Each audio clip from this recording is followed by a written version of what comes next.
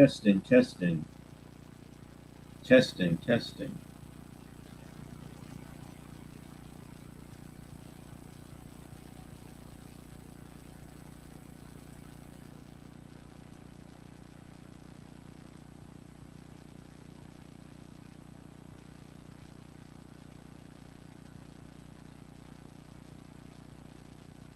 Testing, testing.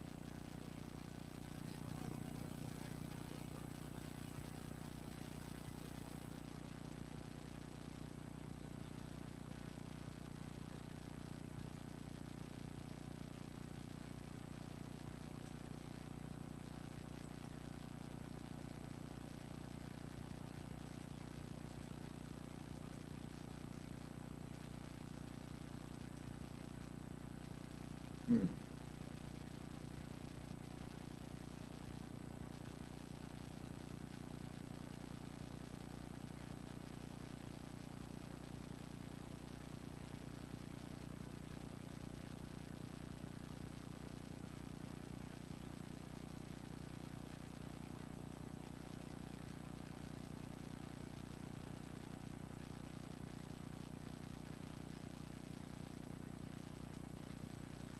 Testing, testing.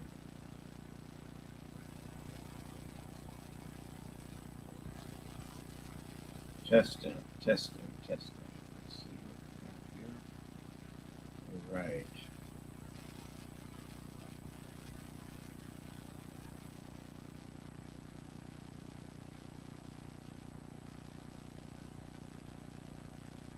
Test. Looks good. And this looks good.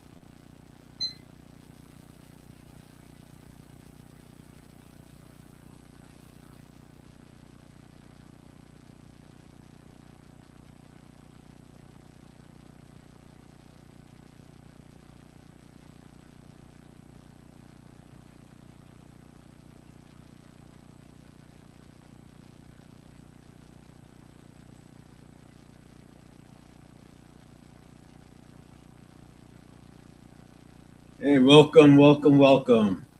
Got a couple of different streams going on here, so it's if I look a little bit preoccupied, it's because I'm making sure that everything is working well.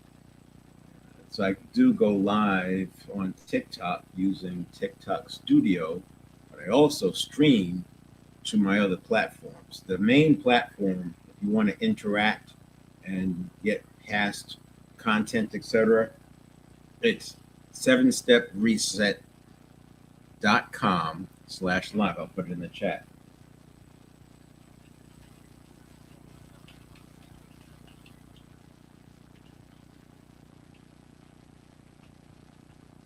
7stepreset.com/live.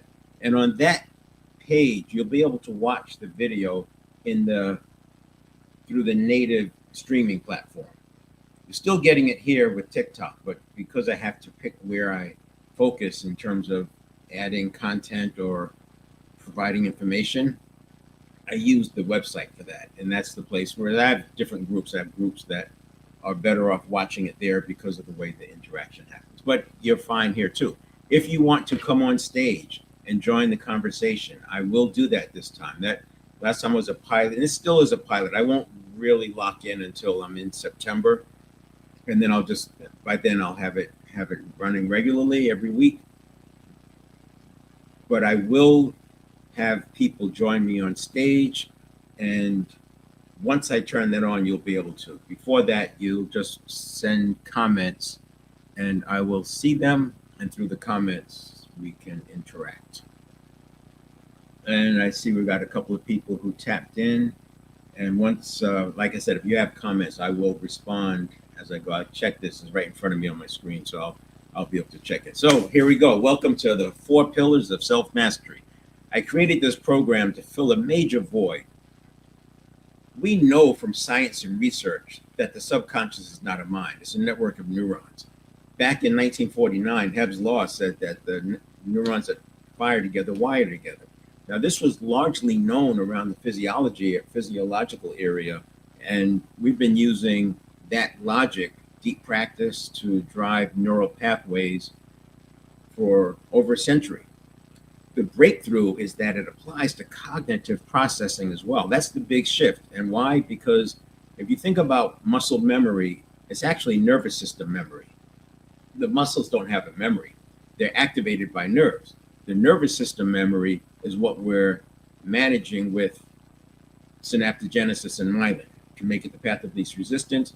And that's why to get muscle memory, you drill it. You take it down to a small section of what you're working on, and you drill it over and over. It's called deep practice. There's some other factors we can get into. When you apply that same process to cognitive processing, you can impact habits. So I just did an earlier session today about cognitive biases. Cognitive biases come into play very, very early within the first, actually, they are already at play with priming before the stimulus. When the stimulus hits, the cognitive biases are right there shifting. So whether it's confirmation bias, planning fallacy, sunk cost, whatever it is, they're taking action there. So if you're working on stopping cognitive biases when you become aware of them, it's way too late. It's off and running. The network of neuron side is just way too fast. The same way that with athletes, muscle memory functions before conscious awareness. You watch a running back, you watch a basketball player, they're making moves at the tenths of a second level before conscious awareness is even in. It's just that their eyes see it and they're moving before the conscious aware. If you ask an athlete, why'd you do such and such, or why, unless they're looking at a film, they don't even remember doing it because it wasn't a conscious thought. It just happened through the network of neurons, that path of least resistance, which is what muscle memory is. And we can make path of least resistance, we can make that different, and that's what a habit is. When it comes to cognitive processing, path of least resistance is a habit. We also know that knowledge doesn't change the neurons. Reps do. Repetitions change the neurons. That's the point about deep practice. We consistently have literature out there that approaches this whole space of change as though it's knowledge. We already deviate well over 40% from what we know. So adding more to what we know is not going to help. What we have to do is shift the habits that lead up to what we do. And then what we know will start to align with what we do. Right now, we may know this much, but we're only doing a very, very small part of it. Virtually all self-improvement, personal development, transformation related literature focuses on knowledge and taking action, but the prescribed actions are on the conscious mind side. The leverage is on the network of neurons side. And the network of neurons, neural pathways, energy flowing through those neural pathways, trillions of associations, 100 billion neurons, each connected to thousands of other neurons. The connections is where we get our associations. So there's trillions of connections, trillions of associations. And this is what's always processing. It's always at play. So the cognitive bias is a heuristic. It's a mental shortcut. And it's designed to keep the hunter-gatherer ancestor alive. Hunter-gatherer has been around, you just call it 300,000 years. That's the evolution. Our evolution is still in the hunter-gatherer mode. The reason I say that is let's just use the 300,000 years. It's only the last 1 or 2% of that 300,000 years that we've been with machines and all this, and even much, much smaller, less than a percentage with technology. Yet now we have artificial intelligence doing a lot of the heavy lifting, and our brain hasn't evolved for that. What I'm saying is 100% aligned with neuroscience research.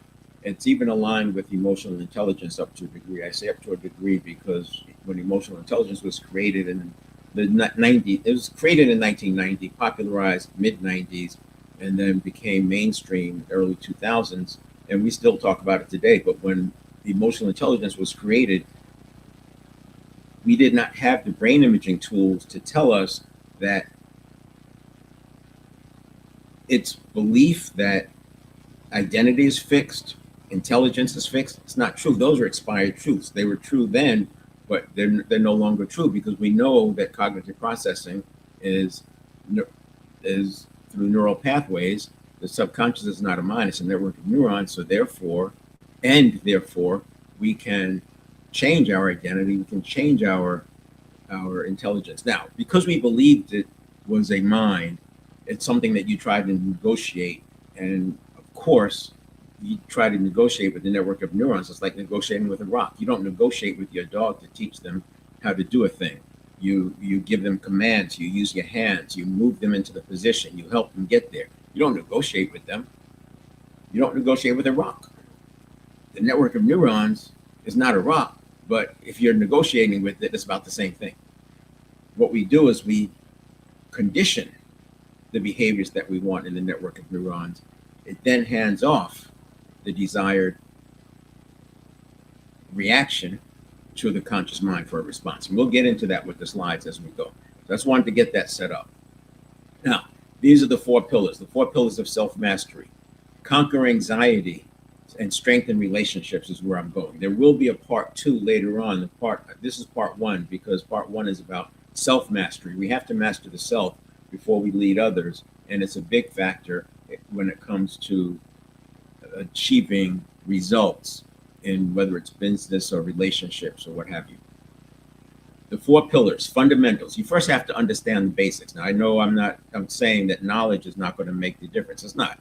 But we have some misinformation out there. We have a lot of assumptions and not enough principles. So the fundamentals are based on peer-reviewed science. Peer-reviewed science is boring because the breakthrough is a small slice of it, but the majority is past research. That if you're going to get peer-reviewed, you don't recreate all of the research from the beginning.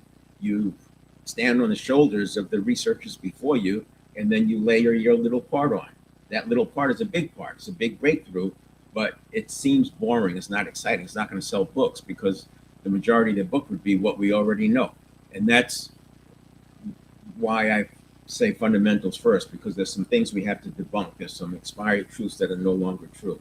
We get to principles and near principles.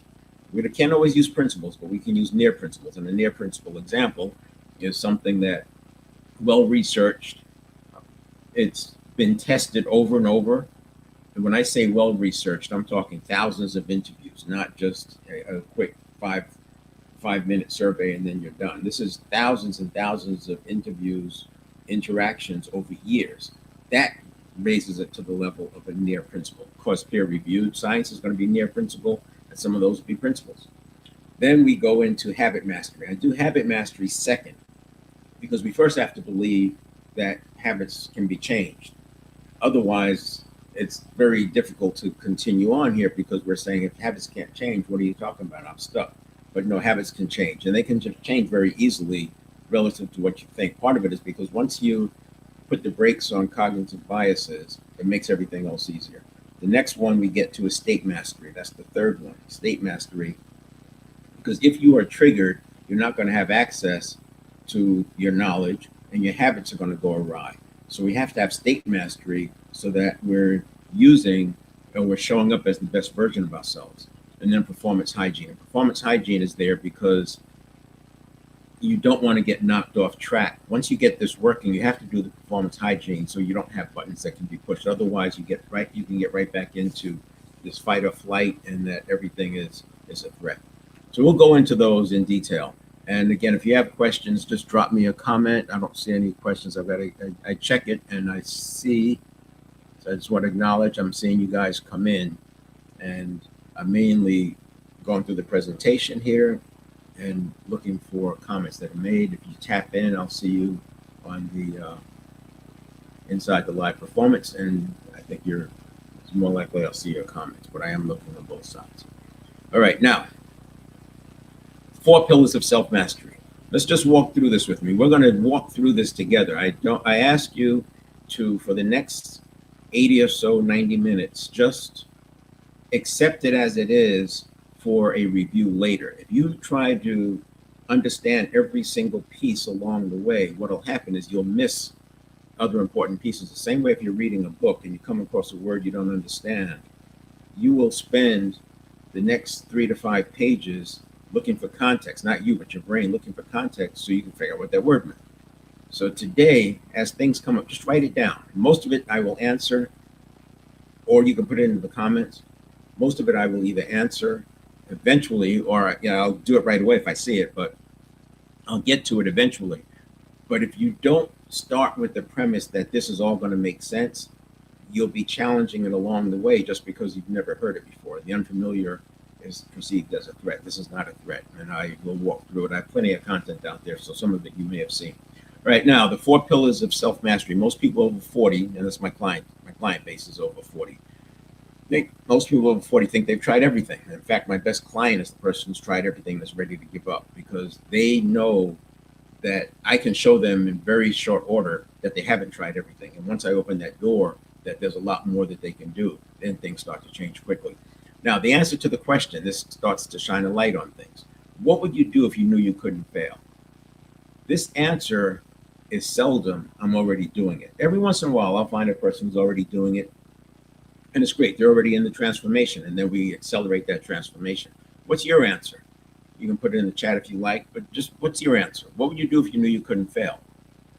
And even if you're already doing it, is it a watered down version of what you originally had in your heart when you were in your 20s and 30s? So what would you do if you knew you couldn't fail? It's an important question, because you have to then look at, well, what does failure look like? Why do I think that failure may happen? And you'll find things like there's an area where you just don't have control. Maybe you're concerned about crashing out or having an anxiety spiral or just losing the narrative. Whatever it is, getting triggered and not showing up as the best version of yourself when you have a lot on the line. See, as you transform and become more successful, you also have more risk, and the risk can be exponential. You add a 0 to a number, and all of a sudden you're tapping into some fears that you didn't have without the 0. So we have to recognize that. But again, that's not a mental thing, it's a cognitive thing. We fix it in the network of neurons, not with knowledge. And then we have a similar question. If you knew you could find your desired lifestyle, if you knew you could fund your desired lifestyle, pursuing purpose and passion, what would you be doing? See, people talk about following their passion, and I would argue that we don't necessarily want to follow our passion as the lead. Passion is great because it fuels the when it's fuel when times are good, but purpose is what you need to carry yourself through when times are bad. Purpose will make you crawl over broken glass. Passion is not going to do that in general. A big part of what I talk about is the pressure curve, the inverted U. In here, in this zone, this optimal pressure zone, is where we have access to most of our capabilities. If we get disengaged or too bored, it's over here, boredom, apathy, understimulation. And if we get overwhelmed, we're over here. You get the cognitive narrowing. This is like the red mist, where people start stressing out.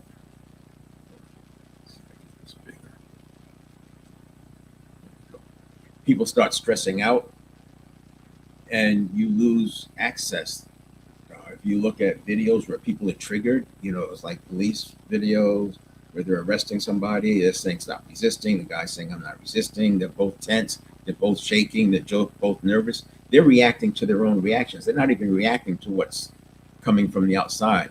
That's why the police will say stop resisting, and the person's not even resisting. Or they'll say hold still, and the guy's hands are on the wheel. They're like, my hands are moving, they're on the wheel. Hold still, because they're reacting to their own internal reactions, which in their mind, they're somehow seeing those hands move, or they're seeing the thread expand.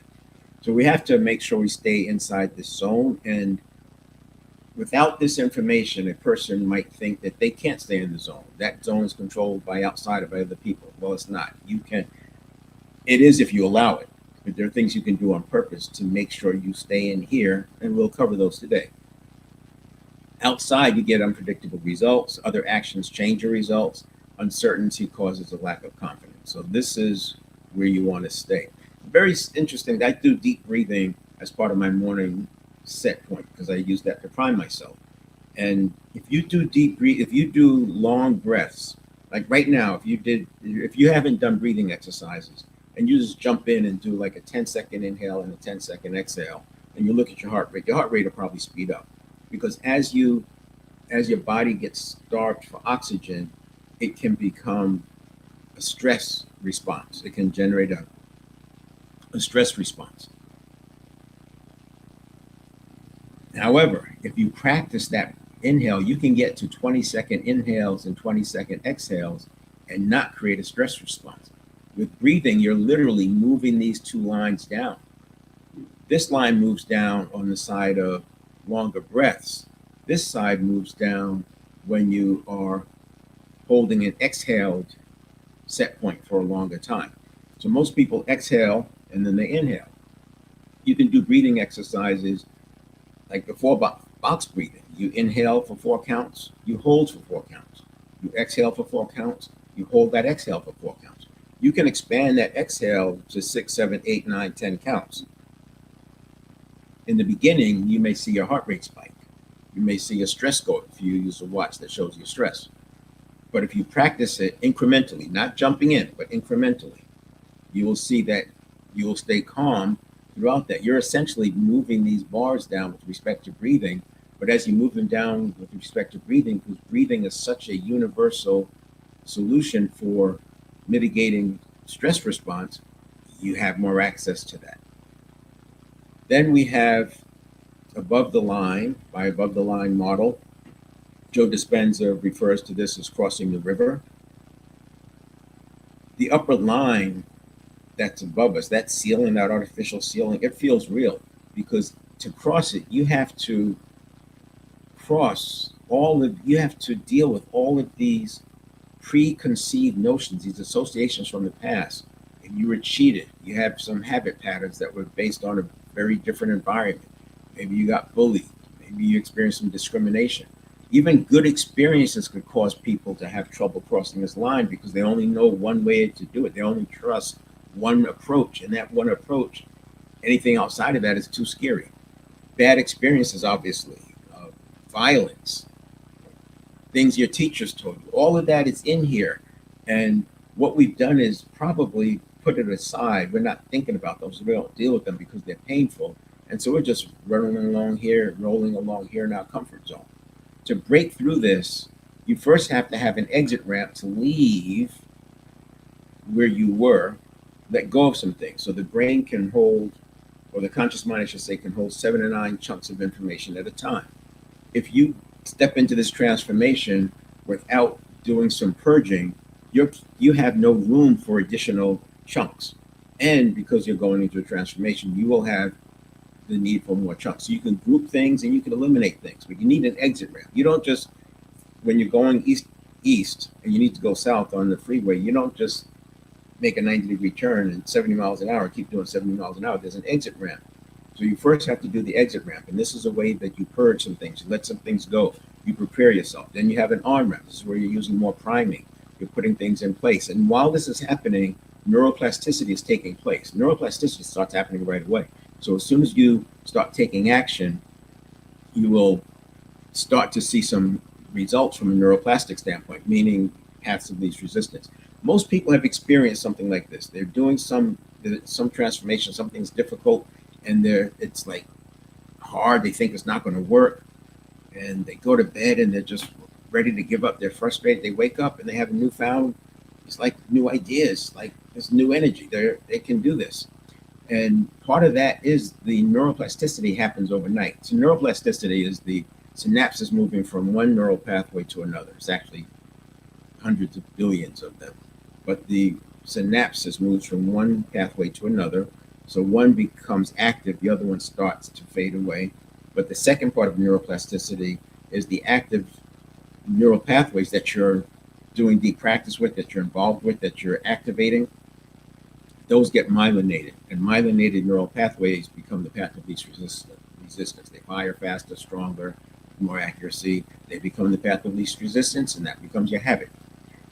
So that's the on ramp, the exit ramp, the on ramp, and then we get up here in what I call the allostatic corridor, because this is where you are no longer at the victim of homeostasis, this constant energy conservation, stability, the status quo. You're actually moving above, and you're no longer relying on habits to guide you. You're using principles to guide you. So I do a piece on shifting assumptions to known principles, near principles, and also removing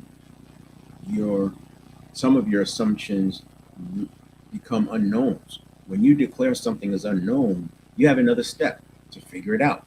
If you don't declare it as an unknown and you let it become an assumption, those things have a way of feeding into later conclusions, and now you have conclusions that are based on false premises. Say no more. And then I have at the bottom exit ramp, on ramp, and allostatic corridor. The allostatic corridor, so you have homeostasis is stability to status quo. Allostasis is stability on an upward trajectory. If you think like martial arts, this has been true for martial arts, military, special ops. You even see it in dance and yoga where they get into allostasis. It's no longer supposed to be allostatic with an O, allostatic corridor. We even see it with dance where they are constantly adding more, certainly in martial arts with the belt system. You even see it in gaming, and gaming actually taps right into what is needed for allostasis. I'll get to that in the slide, a couple of slides. And then the first pillar, fundamentals of cognitive performance. The subconscious is not a mind. It's a network of associations fueled by neurons that form paths of least resistance. I mentioned that, aka habit patterns. People will agree with this and they'll understand it. They also will agree that 95% of what we do is done by habit. But then when you watch their actions and the decisions are though things are a mind. They treat this as a mind. So it's like on the one hand, they're agreeing, but it hasn't crossed over to become a habit of thought, because the habit of thought is living on the habit side. So when the question comes in, it doesn't go based on what they know. It goes based on what they've always believed, and that enters that process. You can change your identity, you can regulate your emotions in real time, and you can eliminate reactivity, all by setting new paths of least resistance. Now, we're mostly cells, right? 50 trillion of them, maybe 100 trillion of them, and 100 billion are neurons. And the neurons drive the majority of our behavior through the trillions of associations. When you start to look at it like that, and if you can look at it like that consistently, day after day after day, you will see your world begin to change because you stop trying to solve things with words. You recognize that you have to solve things by making new paths of least resistance. It's like trying to debate somebody who's triggered or crashing out. You just let it go. Agree to just not even agree to disagree because that'll cause more fight. Just leave it, let it go. Come back a few days later, you can have a rational conversation. But trying to get to a rational conversation when a person has adrenaline and cortisol flowing through the body, it's a non-starter. You need a few hours for that to subside.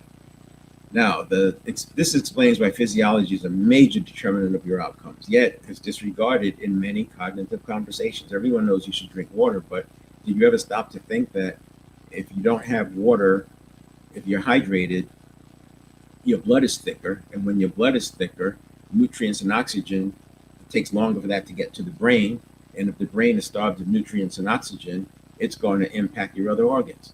And it's just all, so much of it all just starts to make sense when you look at it from a network of neurons standpoint. Now, I do talk about, and we're still in the first one, habit mastery. This is my 7 performance series: mental, physical, spiritual on the left, emotional in the middle, relationship, professional, and financial on the right side. And the point is, this is what we control: mental, physical, spiritual. Emotional, with agency, you control that as well. But most people have abdicated their responsibility here. They allow themselves to get emotionally hijacked. And when you get emotionally hijacked, you put the right side at risk. Relationships is the first area. This is the big hurdle because a lot of little t trauma has come as a result of relationships. And you're having a relationship with a new person, but you're reminded of things that happened with an old person, a past person, and you're easily triggered. This is where people fall. And then the thing is, if you're tired, you're more likely to get triggered. It's all fight or flight. It all comes down to what this network of neurons is presuming is a threat, and that threat leads to fight or flight. So we have to get a handle on that. And there's ways to do it. Everything I'm talking about, there is a way to do it, and it's not difficult. We measure results in days, weeks, maybe months at the macro level, but not years, certainly not decades. Then professional and financial. So this is what we control. This is what we can control once you understand how to have agency. These involve other people. And so we have to manage ourselves in such a way so that we're able to interact with people, win-win, interdependence, to get the outcomes that we're looking for. In my habit, in the fundamentals, I talk about how these 5 interact with each other to create allostatic capacity. So beliefs, neuroplasticity, priming, mindset, physiology, each of these can affect the others. This is what makes it so hard. So you may agree to something and believe something, but because you fall back to all of these, the neuroplasticity didn't buy into the belief. You're still priming yourself the old way using the old perpetual question. Your mindset is still what it was, and you're still carrying yourself in a certain physiology. So even though you may believe something one way in a rational conversation, it's not part of your identity, not part of who you are. HRV, I put that on there because part of this is having high enough coherence that you're able to be in charge. When you get stressed out, your coherence shrinks, and as your coherence shrinks, you have chaos and rigidity. Rigidity is like a fixed mindset. Chaos is like on its way to crashing out. HRV is shown to be correlated with willpower. So the more HRV you have, the higher your willpower. The higher your willpower, the less decision fatigue you're going to experience, and the more you can access discipline. I don't advocate leveraging or you relying on discipline because it does still wane. I advocate changing the habits so you're preventing the situation instead of trying to stop it from after it's in play. But I wanted to talk about what heart rate variability is because it's not always clear. Your heart rate is the beats per minute. So if you have a heart rate of 60 beats per minute, every second theoretically, you would think that there's a beat every second.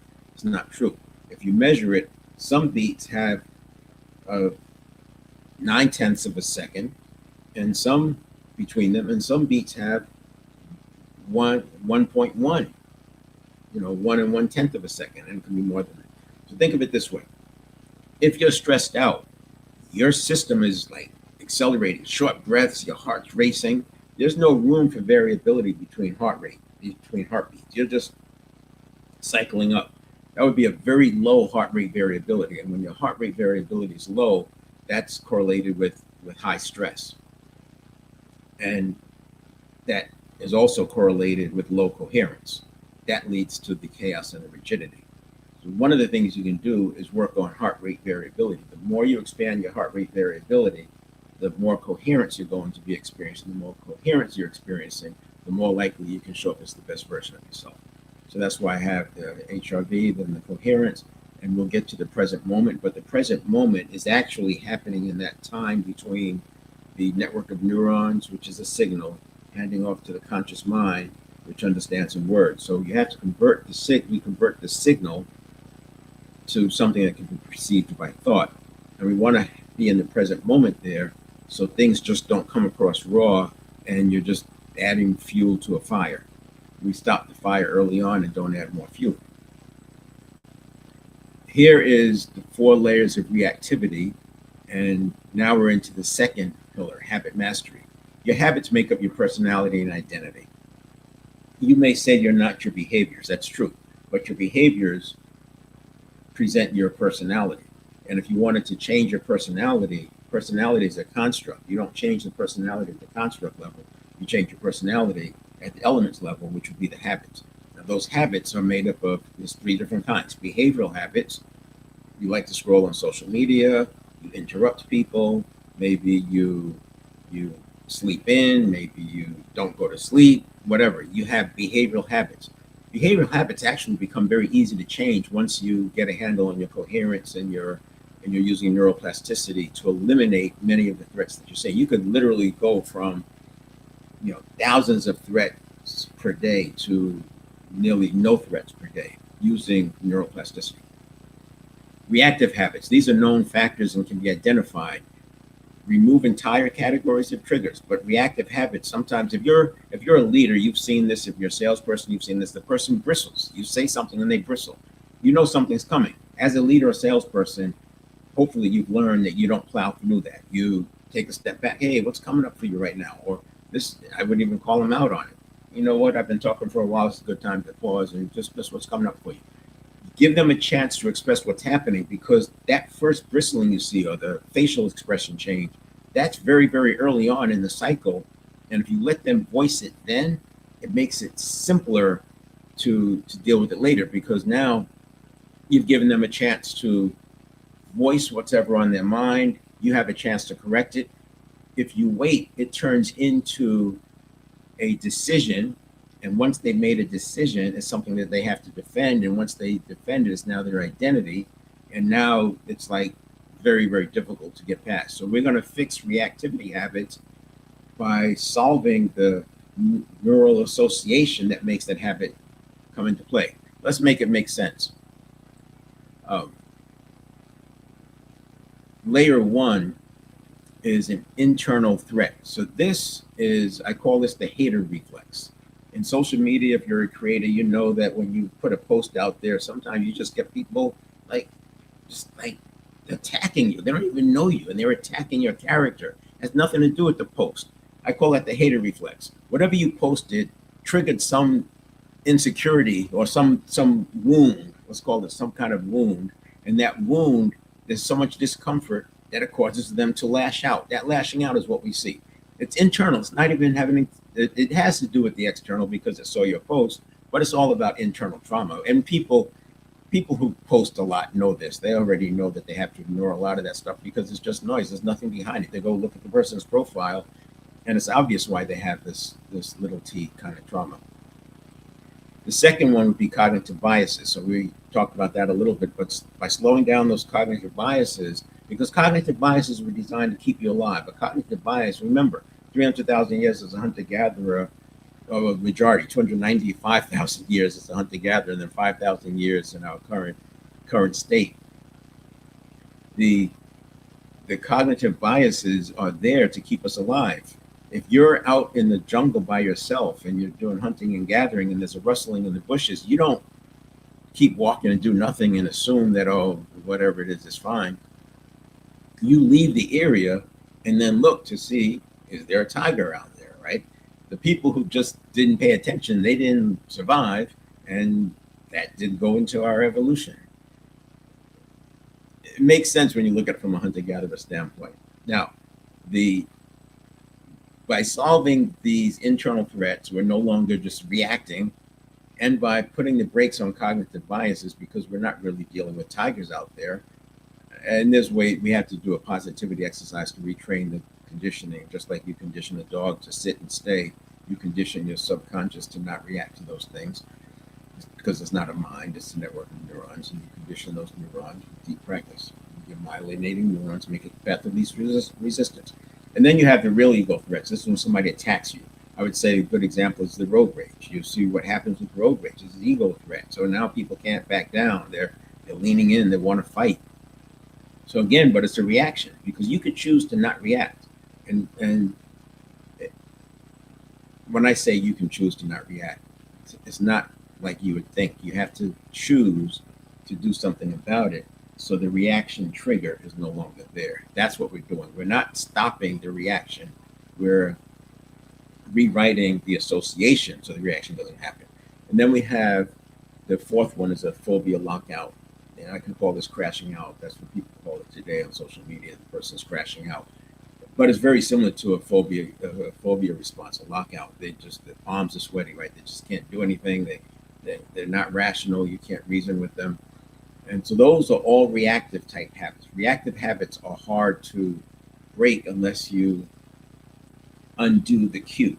You have to undo it at the cue level, and you also have to have the coherence in place. The reason why phobias are hard to rein in is because before you even get to talk about it, the coherence has already dropped because it's happening in that first tenth of a second, which you'll see on a slide in a couple of slides.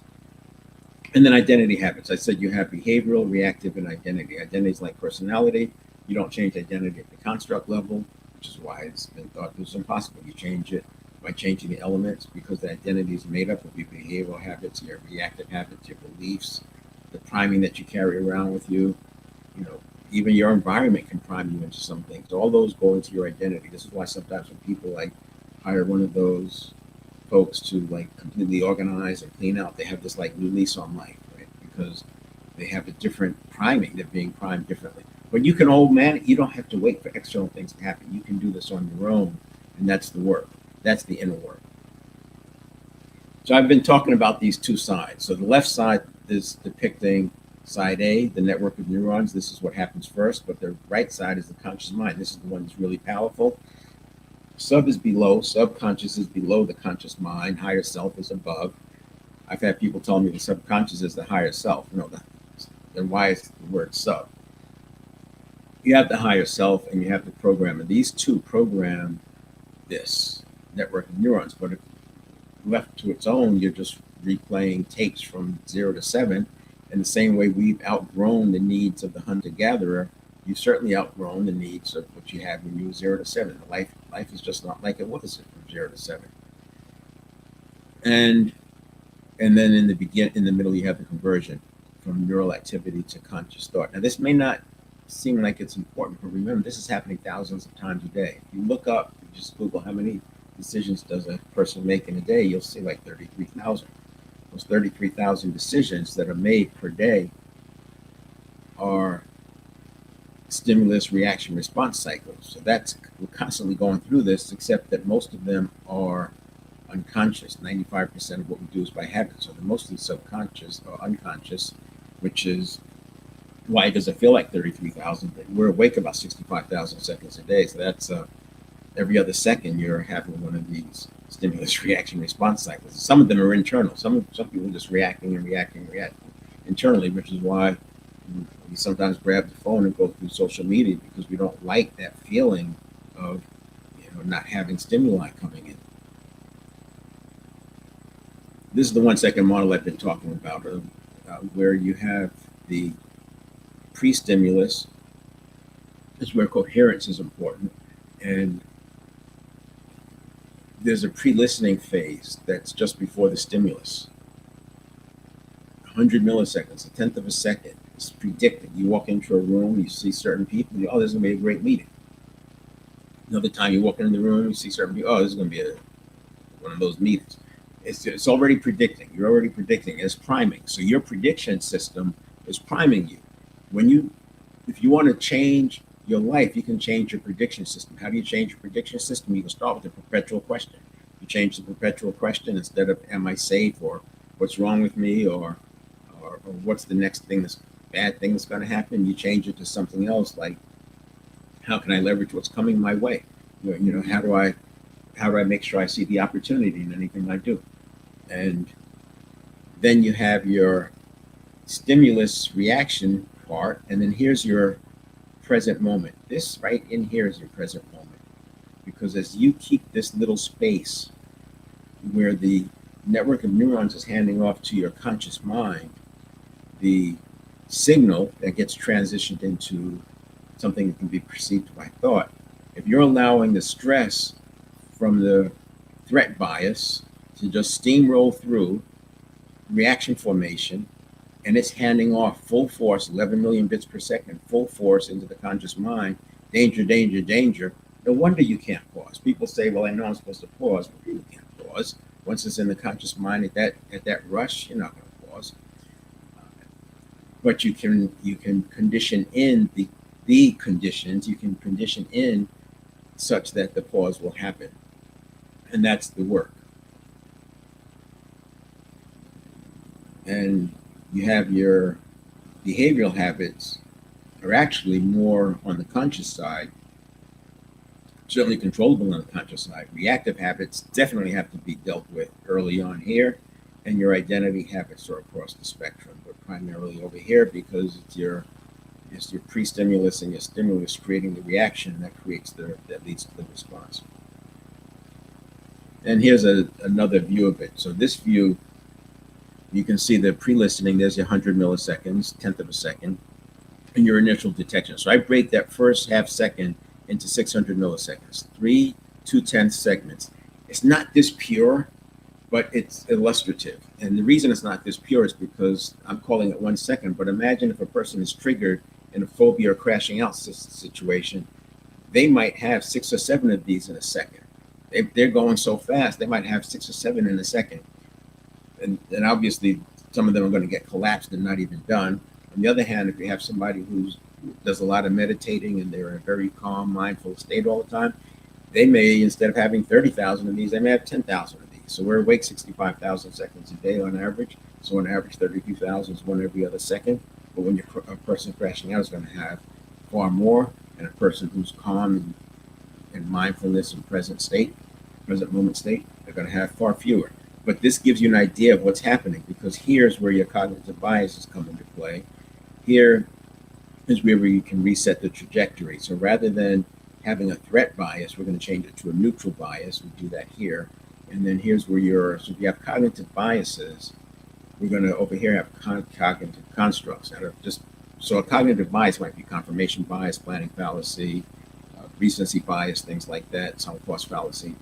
Whereas a cognitive construct is something like what Robert Cialdini talked about: authority, scarcity, consistency or commitment, social proof. Those things are like aggregations and aggregate of some cognitive biases.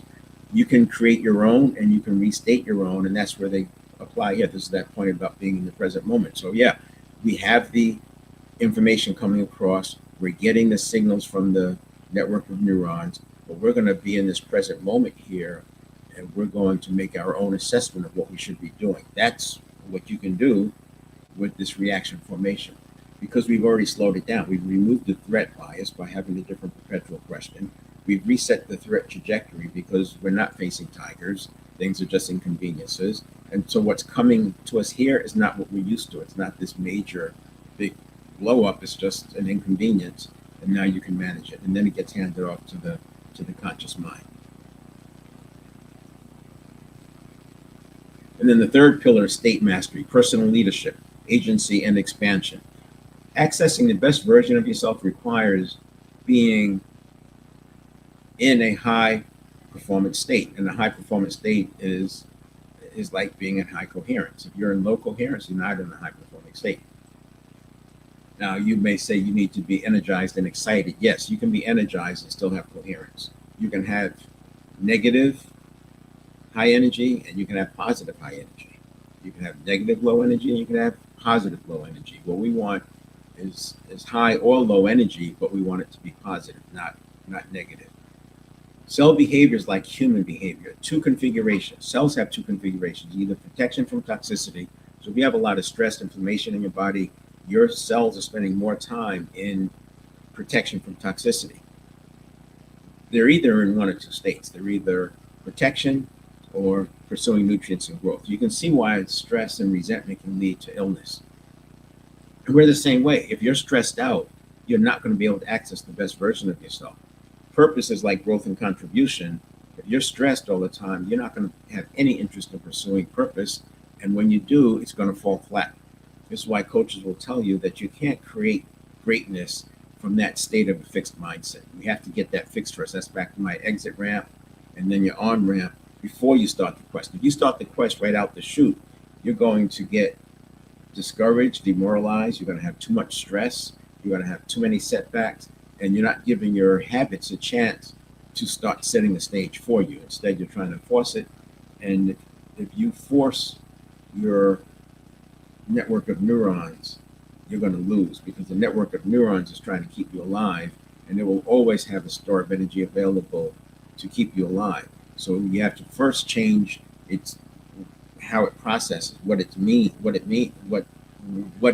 to provide survival. Because really, you don't need survival. You need it to help you thrive, not survive, because you have enough infrastructure around you that survival is not like it was back in the hunter-gatherer days. Life is fractal. So what's true for the cells is true for the self, and you can't perform at your best if you're stressed, hence the pressure curve that I started out with. Now, here's the, again, third pillar, state mastery. Retain agency by recovering and resetting quickly. We talk a lot about this person dysregulated. How am I going to get regulated? I'm having trouble regulating. Regulating is late. Regulating is a broader umbrella, and it does have some corrective action in it, and it has some modulation in it. But generally speaking, it's after the fact. You're regulating something that's already happening. I focus on stability. I get people to focus on stability, and stability, it may look like it's steady state or steady, but it's actually rapid recovery. If you understand traction control in cars or anti-lock brakes, remember when old people used to learn to drive, we learned to pump the brakes so that the tires don't lock up, the wheels don't lock up, you don't skid. Anti-lock braking system is doing that for you, but it's doing it thousands of times a second. So it's sensing when the tire is starting to skid, and it pulls back on the brakes just a little bit. It's not like pumping where you're on and off, on and off, on and off. It's just modulating it really right on that razor edge so you don't skid. You're stopping as fast as the car can possibly stop, given the road surface and the tire compound. That's what we do with stability. It's rapid recovery, constant rapid recovery, instantaneously. This is why I talk about you go from a fixed mindset. It's all about going back to a growth mindset within milliseconds, within tenths of a second, but not minutes and days. So here's your 5 levels of personal leadership. People walking around and stabilized. I'm suggesting if you want to do transformation, you want to be walking around in agency. You can do agency 24/7. You can do stabilized 24/7. You can do destabilized 24/7. Hopefully, you're not doing collapse 24/7. You'd be a stressed out basket case. Expansion is different. Expansion is spurts in intensity. You may be able to do this for an hour at a time. This is why, again, transformation work is hard. You need to take some breaks. But you can be an agency 24/7, and the names are pretty self-explanatory. But one of the things you can do to move from down here to up here is make fewer assumptions. Change your assumptions to unknowns, because then it requires another step. And you can also replace some assumptions with principles. People make assumptions because they want to be right. It's fun being right. They're doing betting now, right? You come up with a guess and you want to be right. It's gamifying the thing. But you gamify where you can play games. But in life and your career and your purpose, you want to be using principles and near principles. When you use principles and near principles, you can always bet that things will come back to you.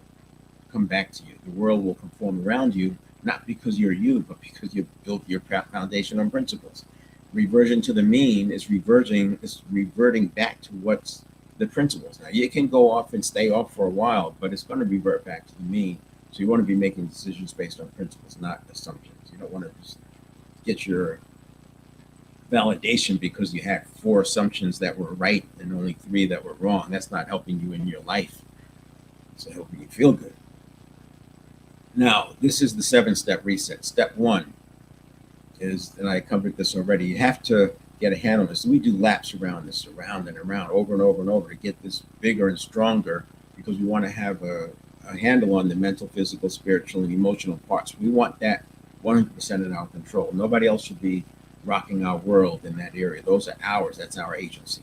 Step two is coherence. As I said, the more coherence you have, the less chaos, the less rigidity. You let this shrink down, you're going to have more chaos and rigidity, and you're not going to be able to show up as the best version of yourself. Then we have step three is the 1 second model. The earlier you do it, the higher the impact, the lower the effort. The later you do the intervention, the lower the impact, the higher the effort. So we want all of the work done here. Like I said, cognitive biases are here, cognitive constructs are coming into play here. And by being in the present moment, you're going to get a handoff that's more aligned with your quest. Step four is your response. I separated this stimulus reaction, handoff to the conscious mindful response. Step four is the actual response.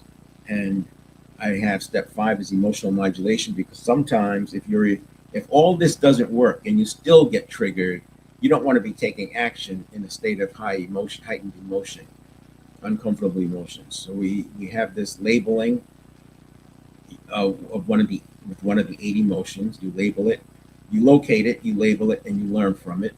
So you process the emotion. You have about 90 seconds to process the emotion. After 90 seconds, it starts to become a neurobiological event. It becomes a feeling, and now it's available to be tapped and triggered by other people.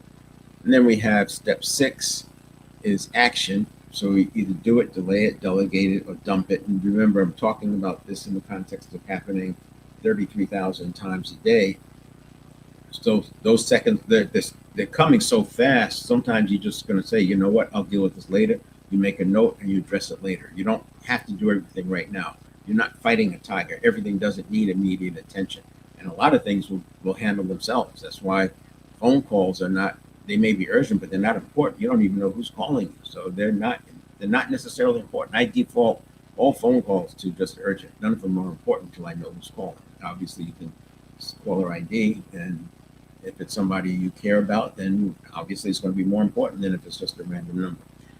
Then we have allostatic neuroplasticity. The same way athletes drill under the right move until the right move is automatic under pressure, that's what we can do here. Leaders and professionals can rewire the first half second of a stimulus reaction response cycle. When pressure hits, you want your best response to fire first, not the old default. How do you do that? It's called interoception. We already use it with sensory acuity. You're talking to somebody and you notice that they flinch a little bit, or maybe a little tension shows up, and you back off. You say, "Whoa, are we okay, or do we need to take a break?" Whatever. You do something, because you don't know what that flinch means. You just know something changed. And if you're leading and selling, you want to find out what changed, because it's going to influence what you do next. For yourself, you use interoception. You feel that thing wherever it is. Some people feel it in the gut. For me, it was on the sides. Sometimes it's up in the higher chest. Wherever that first sensation is, that's your fight or flight. That's that fight or flight signal that something's coming.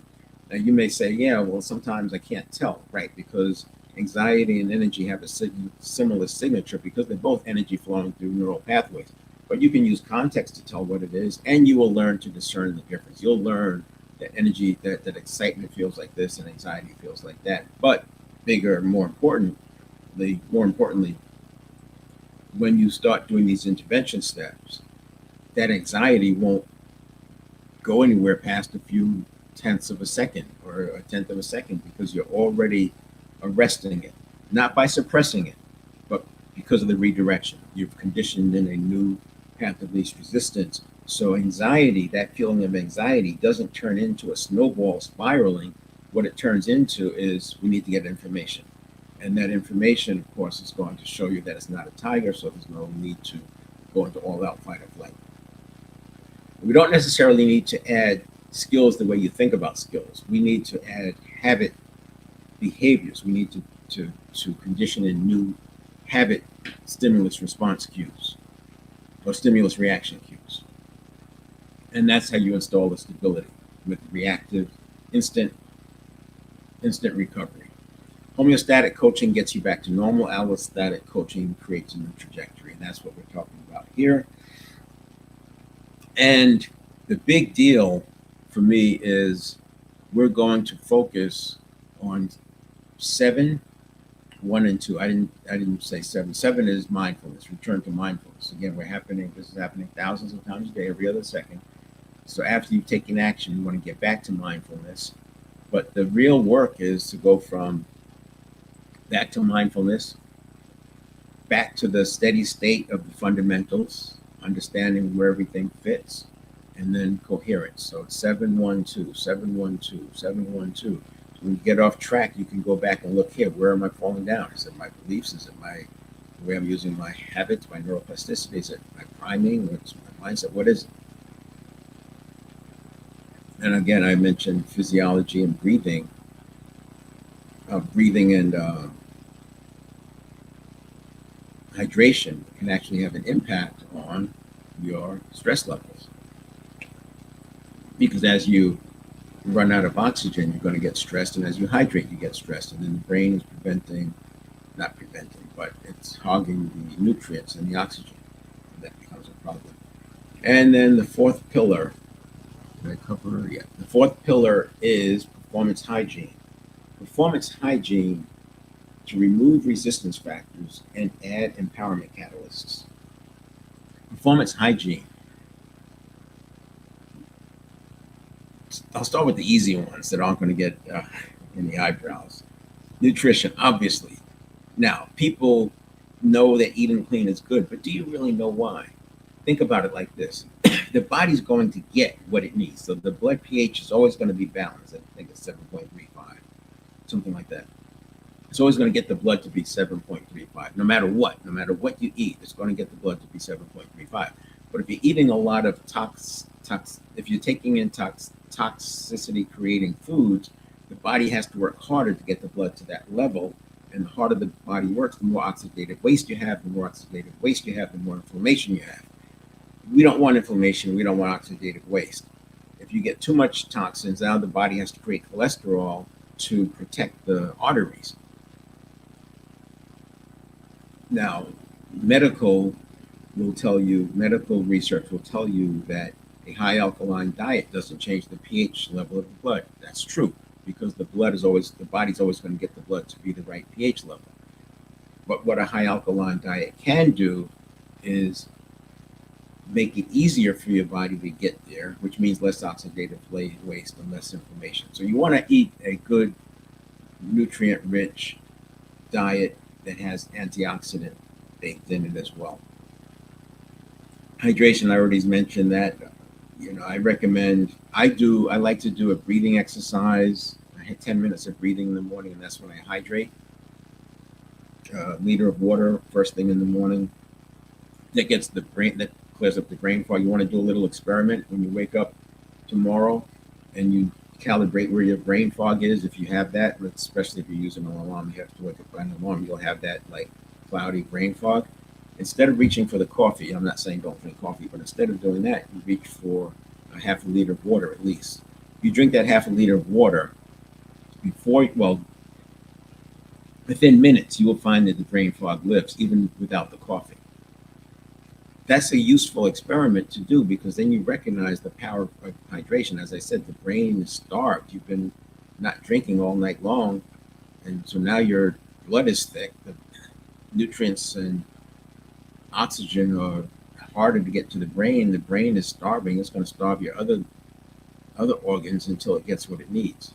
That hydration makes a big difference. Specific exercise. We call it all-out intervals. If you look at what the benefits are of sprinting, you'll see like mitochondria improvements. So mitochondria are like the organs of cells. Better mitochondria, the better cells. Uh, BDNF, brain-derived neurotropic factors. That's your neurons. Actually, you can grow more neurons and improve your neural pathways, improve your synaptogenesis processes. AMPK, the metabolic piece, and how your body uses nutrients for energy. It reduces inflammation. So this exercise is 7 to 15-second intervals. It's different from high intensity interval training because HIIT can lead up to as much as 3-minute intervals, 3-minute work sessions. This is 7 to 15 seconds, all out like sprinting, but you don't have to be sprinting. I don't like to recommend the sprinting. One, it's easy to get hurt, and it's just too grueling for what a lot of people wanting to accomplish. But you can do things like footwork drills, any exercise that you go all out for 7 to 15 seconds. And there's 7 factors: intention, novelty, precision, balance or complexity, progression, intensity, and explosiveness, and the struggle at the edge of ability. These 7 factors, when you're applying them, you're creating an environment for allostasis because you're creating more neurotransmitter. These 7 factors communicate to the brain and nervous system that this is an important thing, and it needs more neurotransmitter. And with neurotransmitter, you get more acetylcholine, you get more dopamine, more serotonin. Those things they all serve as signal amplifiers. In the case of serotonin, it's the feel-good neurotransmitter. But these things all enable that allostatic increase to happen, that above-the-line allostatic increase. And then we have the 7-step reset. So the 7-step reset, we do this real time. I do a 2-day session, a two meeting session, just to introduce it to people, because my work is really focused on transformation. And if you're not facing a transformation, I would say, I can recommend a book. I can put you some of my videos, and you could start your process. But once you get to the point of making an innovation, of transformation, then it becomes more important. And that's when we engage, because now we have to deal with the exit ramp, the on ramp, and the allostatic corridor. And there's a coaching process, because we're training your network of neurons over a 90-day process with a full year follow-up to make sure that we keep it tuned. But I do have a 7-step reset, which is the foundation of it all, which is what I've been talking about. Step 1 is the fundamentals, then you have the coherence, then you have the stimulus, reaction, response, and the powerful present moment is embedded here. You have the step 4, then you have the emotional modulation, and we make all of these things habits, so it happens automatically at the automaticity level, the same automaticity level where you're getting thrown off course. And then you have step 6, which is your action step: do it, delay it, delegate it, discard it. And then step 7 is return to mindfulness. So everybody's different. There's no one size fits all in terms of how we do it, but there's different strategies. I've got dozens of tools that I can use in each one of these to get us to where we want to go. So that 2-session deal, you can find that at 7stepreset.com/framework. You can book the call there and do 2 calls. If you don't want to do the second call, you get your money back. And so it's no risk. If you don't like where we're going, and we'll talk about the second day, you won't get the solution on the first day, but we get far enough into it. And then the reason I like to do 2 sessions is you're literally going to have neuroplasticity occur in between, and then we're going to piggyback on top of that neuroplasticity. And then we have design your outcome. This is what we're going to do: explore and deepen your why, because you got to have a why, something to crawl through broken glass. Create an actionable blueprint. So we do that real, and that's yours. Whether you do the second session or not, that's yours. And you have access to my library for 90 days. I have over 100 videos that were produced live in there.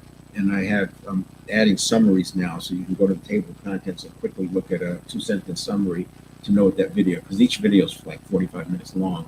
And I also do a summary of that video, so now you can read it like a blog in a video. So you have a 45-minute video, a 2-sentence summary, and call it 1,000-word overview. And then the second part of it is to learn to self-coach, identify and mitigate limiting beliefs. We deal with the cognitive biases here. We neutralize the reactivity, the stuff we've been talking about today. So you can book that at 7stepreset.com/framework. You can do that right now and start your process, or we can do the, the bigger 90-day transformation. And that comes out of this. If you do the 90-day transformation, this actually gets applied. The $99 will apply to that one. Because it's all part of the process, you already have a head start with it. And that is it. So I said I would invite people on, so I rushed through that so we could get here. You have quite a few people who've been in and out. I can't tell exactly who's in there right now, but I'm going to turn on the multi-guest. And if you are on one of my other channels, I will go to the page, the native page in my StreamYard, and I should be able to see your comments coming directly, regardless of what page you're on. So I am not seeing. I clicked on the multi-guest. What's going on here? We got the multi-guest. No guests. Oh, no guest requests yet. And if I put invite, no viewers, invite. Oh, there we go. That's what I was looking for. I've got a grid. We're going to change the layout. Bam. Fix layout. Take up the 5 guests. And there we go. Set now. All right. So you can ask to join, and we'll have a conversation about it. And if you are on one of the other platforms, I'll see your comments come up here on my streaming service. Any questions? Ask me anything about this, because it's so vast, and so much of what we have is based on knowledge being the solution as opposed to conditioning, and getting your head wrapped around this conditioning thing can take some time. And I do that with different ways of explaining it. So the more questions I get, the more interaction I have, the easier it is for people to run with it, to understand and run with it. I'm not going to keep this open very long. In the future, what I'll do is I have some collection of infographics that I'll run through while waiting. But instead of that, what I'll do is I'll go back and talk about this thing here, because it's kind of where it all started. When people get fixed set in their ways, when people lose everything, when people go through a major shock, they close down and they just follow what's safe. They have their upper and lower limit, and they don't venture into this. And it's very difficult to venture into it because of all the cognitive dissonance that occurs. You have the cognitive dissonance because you're trying to do something that your system believes you can't do or shouldn't do. That cognitive dissonance creates anxiety. That's again why we do the exit ramp, and then the on ramp, and then the allostatic corridor. I actually have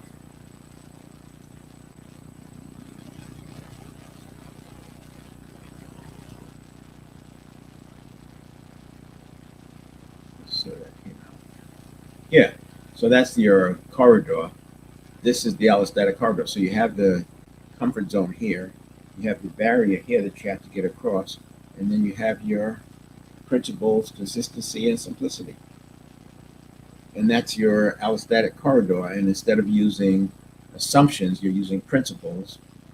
Instead of using your habits and your conditioning, we're using consistency and simplicity and feedback mechanisms. But that's your allostatic corridor, just like good to great, where the companies were able to stay on that upward trajectory, outperforming the others for 15 years in order to make the cut into the great. So it's similar in that way, that you're applying level 5 leadership to yourself and not instead of to the people that you're leading. Right, I will do this again next week. Each week I'll add some slides, take some slides out, and 10 o'clock next Thursday at 10 a.m. Pacific time on Thursday. Same place. just hold it open for a few minutes.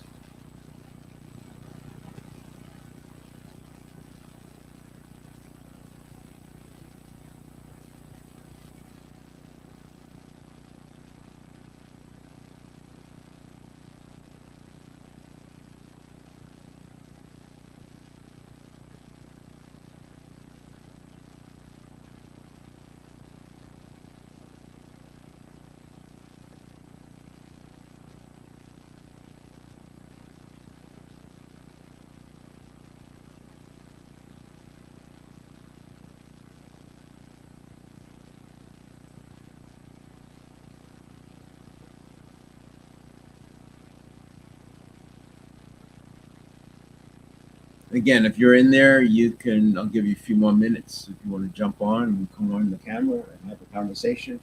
Or if you're on another platform, just drop me some comments and I'll respond.